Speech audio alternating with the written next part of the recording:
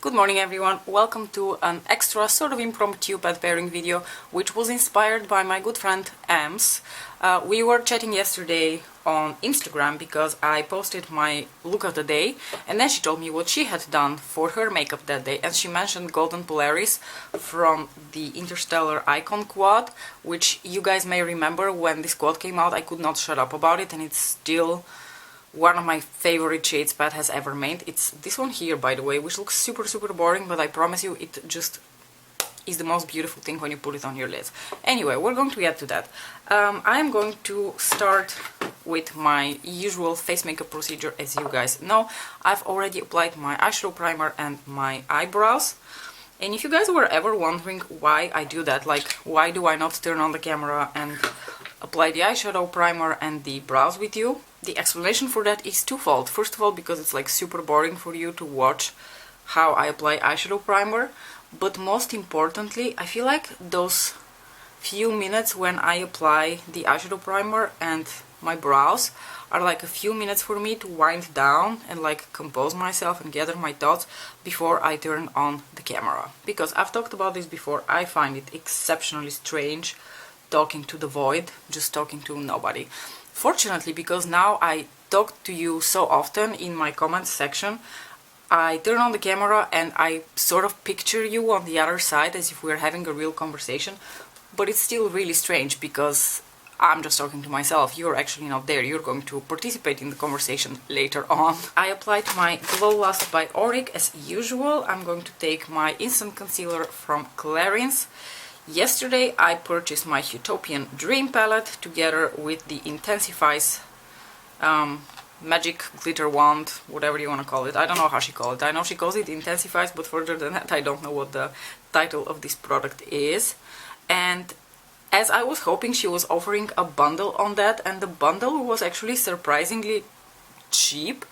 Like the magic wand on its own costs 34 euros, and together with the palette yesterday in the bundle it was 5 euros.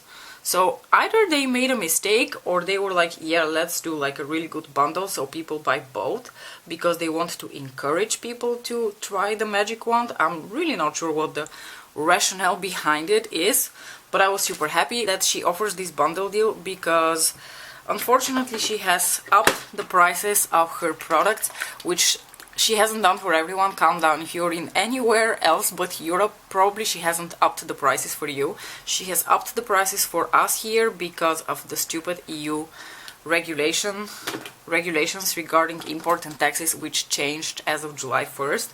And when the change happened, and I don't know if you guys remember, I told you that I had a disappointing experience with Beautylish because their, regulations have also changed since July 1st, and it really depends on the European country which you're situated in, but it varies from having to pay ridiculous amounts for shipping to actually not prepaying the import and taxes for you.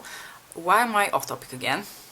Anyway, but because of that, at the time I thought, ooh, I am now a little bit worried what's going to happen on the Pat McGrath website. If they stop offering the prepaid customs, it's going to become really a pain in the ass to order Pat McGrath products here. And I was really scared what the consequences of the change in the regulations would be for us on her website. And then I kind of forgot about it because, it's been over a month since I ordered the fusion brushes, or it was a few weeks ago already, so I already forgot about it. Of course I forgot to show you that Dior Backstage foundation is what I used on my face, but I had kind of sort of like completely forgotten about it. So I mentioned in my previous video that I was unpleasantly surprised by the increase in the prices of the Mothership palettes, because they used to cost 130 euros and now they're 135.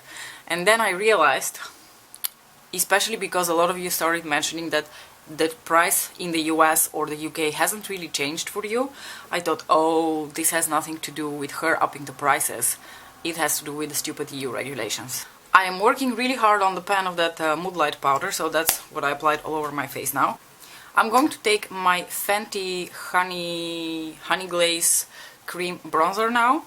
I had absolutely no issues with checking out or anything, and to be honest I didn't really expect there would be hiccups, because since the release of the Divine Rose 2 palette, the launches by Pat have been going pretty smoothly, and I think that mostly has to do with the fact that the release of the Divine Rose 2 palette had that added factor of the limited edition pink chrome packaging, which apparently was super mega limited edition at the time, and I think now it's back on the website for like everyone to get, but whatever. So I'm sure that if Pat had announced that there would be like a limited edition purple chrome packaging or a iridescent packaging of the Utopian Dream palette, the madness would have repeated itself, but it's just a good old regular release, and she tends to handle those pretty okay. And whatever glitches there may be, such as for instance the 10% off code not applying, it's never a problem because customer service are super nice, they refund you immediately. I'm going to take my Tiger Lily blush from Becca now. So I had no issues. As I told you, once again will attempt to make use of her expedited express shipping. So let's see how long that takes. But I'm already like anxiously checking my YouTube feed for videos from Alicia, from Kinky Sweat in particular, because I love her videos when something new from Pat McGrath is released. As my highlighter I'm going to use Golden Nectar. I'm sincerely hoping that Alicia still receives PR from Pat McGrath Labs, so that she receives the palette like really quickly. It's funny because even the people who get PR from Pat don't actually get it before release date. So the PR only starts arriving after the actual release, so that's really strange, because especially the people who receive PR, they never know whether they're going to receive PR and they always buy the product themselves, which also seems a little bit wasteful to me. So, you know, I hope that Alicia still receives PR from them, because I think she totally deserves it and she's one of my favorite people to watch when it comes to Pat McGrath content. I'm going to take now Statuesque from Pat McGrath, which is a nice neutral toned brown that I'm going to put through my crease. The reason for that is because the Subversive palette has a very deep brown that I could theoretically put through my crease, but I will have to blend it for half an hour, so I don't really feel like doing that. So I'm just taking my Statuesque single. I'm also curious how many of the people who were super indignant about the release and irritated that it's once again a pink leaning eyeshadow palette, how many of those people who swore that they weren't going to buy it now and they were going to buy it in half a year when she has it on sale, actually caved in and bought it. I would be willing to bet money that it's about 50% of those people. Which I have no judgment for, by the way. I'm not judging you if you were one of these people, because I, a couple of years ago, made publicly a statement here on my channel that I'm not going to be buying the Divine Rose 1 palette because it's totally not my color story. And what do you know, a week later I already deeply regretted my decision and I was looking for ways to purchase it. So I have no judgment for you, but you know, I'm just out of sheer curiosity wondering how many of those people did go ahead and buy the palette in the end. Also, my husband says I look like an old lady in this shirt.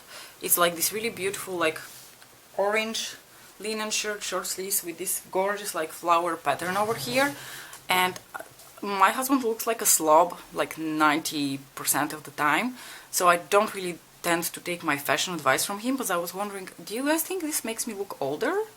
I don't think so. I think it's super cute. I love the color. It's a present from my parents, by the way. They bought it in Sofia for me in one of my favorite stores, and they brought it for me as a present a couple of weeks ago when they were visiting.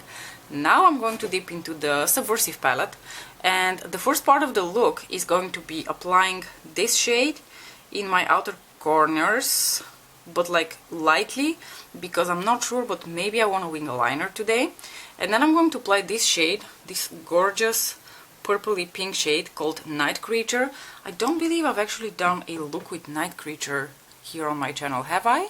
There was a period a couple of months ago when I couldn't put down this shade, but I don't think I actually used it ever for a video. So there you have it. I'm taking the deep brown shade now in the usual winged out shape that I always do. Taking Pixie Epoxy now from Firini as my glitter glue. Speaking of Pixie Epoxy, I've realized that due to the change in the regulations, I am probably not going to be able to repurchase Pixie Epoxy when I run out of this. Not because Pixie Epoxy is expensive, but because I will have to deal with import taxes and customs or something of the sorts, and I am a little bit worried about that. And because this product is so inexpensive, I don't feel like paying an extra $20 for shipping and God knows how much for import taxes. So for those of you living in Europe, please give me a recommendation for a good glitter glue that I can find in Europe.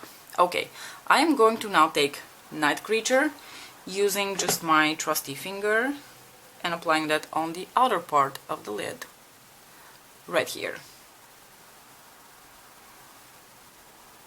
This shade is so pretty, so pretty. It's so dimensional and so smoky and so gorgeous, and it has such an interesting tone to it. I saw somewhere a comment from someone saying that her original Mothership palette release was her like most daring release of a palette, and all of her palettes after that have fallen into like a more subdued and more neutral category, and they were missing the time when she was a bit more daring with her color stories.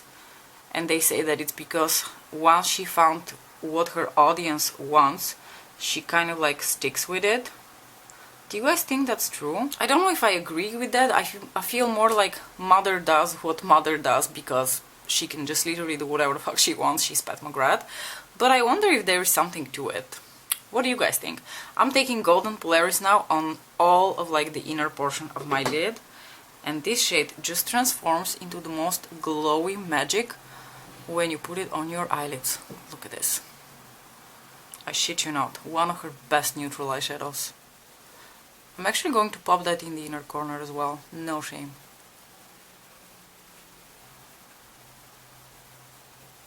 I'm not quite done with applying fun shades. I'm going to now take the Subversive palette again, and I'm going to take this shade. This is the shade VR Pink, and I'm going to apply the tiniest bit of that in the center portion of my lid and like kind of drag it over top of Golden Polaris and Night Creature, just a little bit for some extra dimension and extra fun, without really taking too much away from either of the two shades.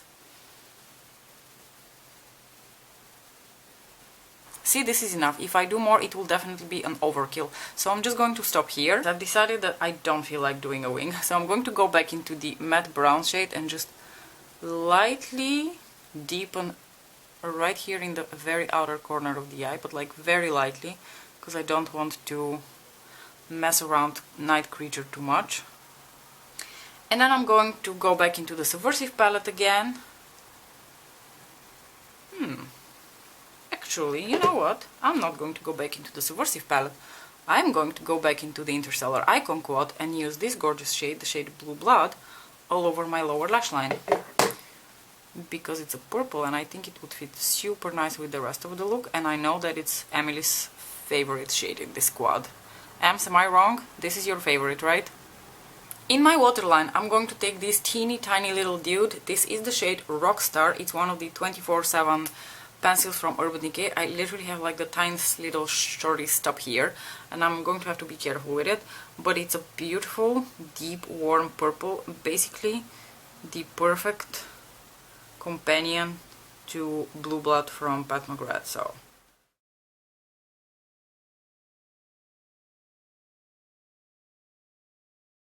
I'm super into this look. Sometimes my best ideas are the ones that I conceive last minute. On my lips I have a lipstick and a gloss. The lipstick is the shade Ravenswood, which is one of the cream lipsticks from Urban Decay, and I consider to be the perfect rosy nude on me. I love this lipstick so much. And over top of that I applied a little bit of this Opulous gloss from Pat McGrath. This is the shade Naked Rose.